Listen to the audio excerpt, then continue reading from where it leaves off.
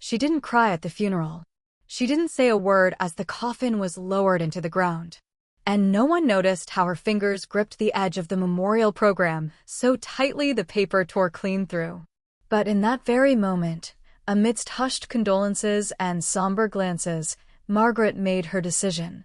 This was only the beginning. Margaret Harper had always believed family was her anchor. Even after her husband died of a stroke at 58, she clenched her teeth and carried on for her son, and especially for her grandson, Noah, whose eyes mirrored her late husband's. She kept house, watched the boy while her son Michael and his wife Lindsay worked, cooked meals, did laundry, drove him to school. Even when Lindsay began dropping hints, polite but cold as a New England fog, Margaret stayed silent. She told herself it was temporary. Stress. Exhaustion. Raising a child was hard. But then came the rules. "Mom, could you not just show up unannounced?" Michael asked one day, standing in the doorway while she held a freshly baked apple pie. "Noah loves your pies," she replied with a smile. "It's just, the house is our space," Lindsay added from the living room, not even looking up. Margaret didn't argue. Soon, they stopped inviting her to Sunday dinners. Then birthdays. When Noah came down with chickenpox, Margaret brought books and homemade broth. Michael met her at the porch, took everything without a word, and said, "Lindsay's worried you might have brought in the virus. She's on edge." "I'm his grandmother," Margaret whispered. "I know, Mom. Just give us some space." Space. As if she were exhaust fumes, not the woman who'd raised him from diapers. But the real blow came 3 months later. Margaret always attended church on Sundays, not out of rigid faith, but out of habit and respect for her late husband, who'd believed deeply. One morning after service, an old family friend, Mr. Brinley, called out to her, "Margaret, forgive me for asking, but did you know your mother's house was sold?" She froze. "What?" "Last week. Some investor from Chicago bought it. They tore it down yesterday." Her head spun. The house where she was born. Where she'd grown up. Where her mother had died. The house she'd left to her son Michael, not because she'd wanted to, but because she'd trusted him. "You'll keep it. It's part of us." "But why?" she whispered. "They said money was needed." Debts. She didn't believe it. Her mother's house was mortgage-free, paid off in 2007. She drove straight to Michael's. He opened the door, dark circles under his eyes. Lindsay stood in the hallway, laptop in hand. "Mom," Michael said, "I knew you'd find out. You sold Grandma's house?" "We had obligations." "What obligations?" "You both have good jobs. You have a mortgage on your dream home, but you sell the one piece of my childhood that's left?" Lindsay stepped in. "We pay you for watching Noah." "I'd say that's compensation." Margaret looked at her. "I helped voluntarily. That wasn't a job. It was love. And love doesn't pay the preschool bill," Lindsay snapped. Michael said nothing. Then Margaret understood. He'd chosen her. Chosen his wife. Chosen the future family over his own roots, cutting them off like dead branches. "You know there was a safe in the basement?" she asked quietly. "A safe?" "Yes. Your grandfather's war letters were in it. His medals. And your first school essay, written at age 6. My mom is the best in the world." Michael turned pale. "You didn't even look for them. You just signed the papers." She turned and walked away. At the funeral of her lifelong friend Ellen, the woman who'd grown up in that same house, Margaret sat in the front row. Everyone offered condolences. Everyone. Except Michael. He showed up for 10 minutes, mumbled something about urgent work, and left. Noah wasn't even with him. It was then, staring at Ellen's fresh grave, that Margaret made up her mind. Revenge didn't need to be loud. It didn't need to be cruel. But it had to be just. She started small. First, she found a lawyer, not through friends, but online. A specialist in family and estate law. She learned the house had sold for $380,000. The buyer planned to build luxury condos. "Is there any way to contest the sale?" she asked.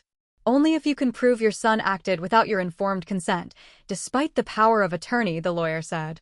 "But you signed a general power of attorney in 2018 while recovering from surgery." She remembered. Michael had said, "Mom, just sign here so I can handle your bills while you heal." She hadn't read it. "Do you have witnesses who can say you didn't understand what you were signing?" "No." "Then your chances are slim." She thanked him and left. But revenge isn't just about reclaiming. Sometimes it's about taking away. The next week, she called Noah's school. "Hello, this is Noah Harper's grandmother. Could you confirm who's authorized to pick him up after class?" "Just his parents and you, ma'am. You're on the permanent list." "Thank you." Then she called her health insurance provider and transferred all documents solely into her name.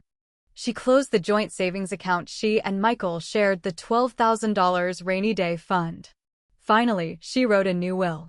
Everything she owned, the suburban home, her retirement savings, her antique clock collection, she left to a charity supporting elderly people abandoned by their families. And she added a note. "To my son, Michael Harper, my disappointment.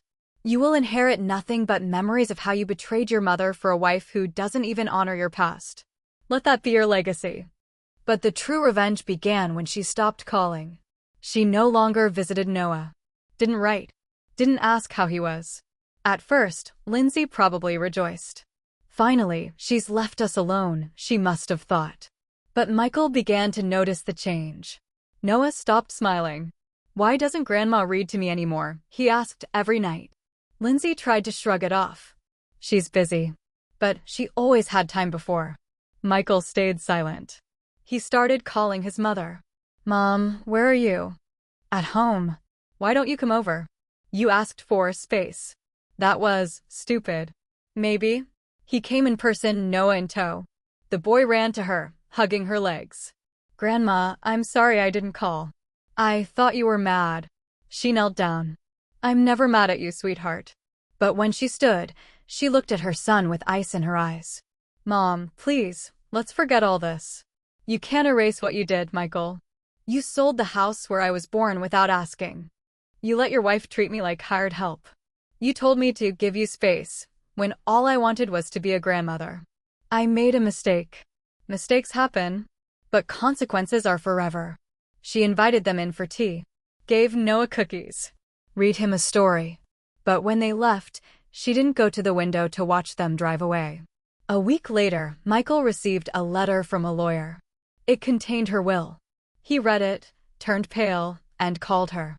"Mom, you can't do this." "Why not?"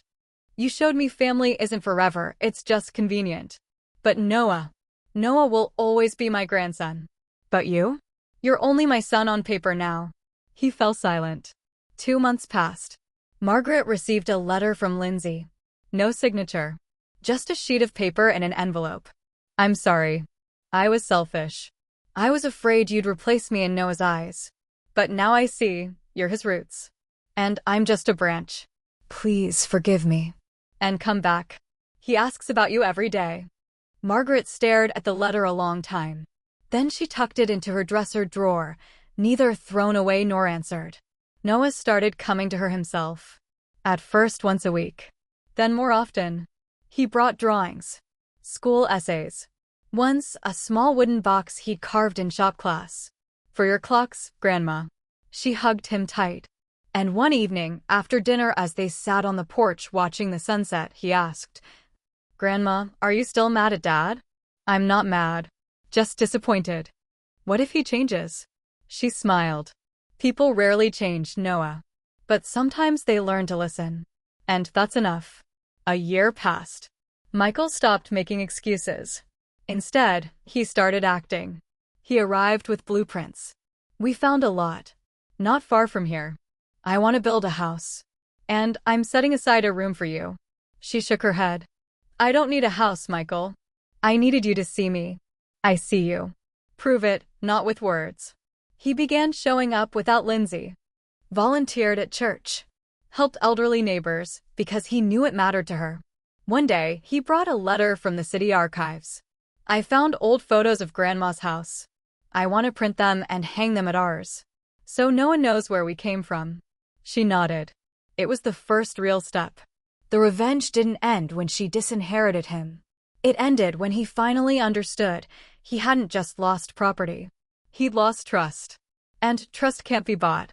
It can't be restored with a single apology, but it can be rebuilt with work, with patience, with respect. Now, Margaret reads to Noah again at bedtime, and every Sunday, they all go to church together. Lindsay walks beside her, arm linked gently through hers. No one speaks of the past, but everyone knows the silence after the funeral wasn't the end. It was the birth of a new kind of respect.